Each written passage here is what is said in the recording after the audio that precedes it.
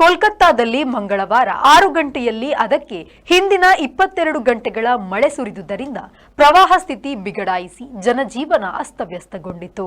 ಪಡುವಣ ಬಂಗಾಳದ ಕೋಲ್ಕತ್ತಾವು ಕಳೆದ 3 ದಿನಗಳಿಂದ ಪ್ರವಾಹದಿಂದ ಮುಳುಗೇಳುತ್ತದೆ.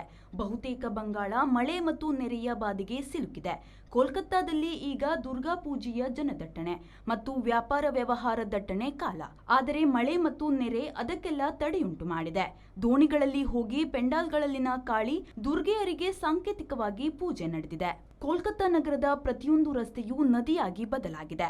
10 ಜನರು ಜೀವ ಕಳೆದುಕೊಂಡಿದ್ದಾರೆ. ಕೋಲ್ಕತ್ತಾದ ವಿದ್ಯುತ್ ನಿರ್ವಹಣೆ ಖಾಸಗಿಯದಾಗಿದೆ. ಈ ಸಾವುಗಳೆಲ್ಲ ವಿದ್ಯುತ್ ಸ್ಪರ್ಶದಿಂದ ಆಗಿವೆ. ಇರುಳಿಡೀ ಮಳೆ ಸುರಿದಿದ್ದು ಮುಂಜಾನೆಯೂ ಮಳೆ ಬಿದ್ದಿದೆ. ಬಂಗಾಳ ಕೊಲ್ಲಿಯಲ್ಲಿ ಗಾಳಿ ವಿರಳಗೊಂಡ ಕಾರಣದಿಂದ ಮಳೆ ಗುದ್ದಿಕೊಂಡು ಬಂದಿದೆ. ಇನ್ನು 24 ಗಂಟೆಗಳ ಕಾಲ ಮಳೆ ಸುರಿಯಲಿದೆ ಎಂದು ಭಾರತೀಯ ಹವಾಮಾನ ಇಲಾಖೆ ಹೇಳಿದೆ.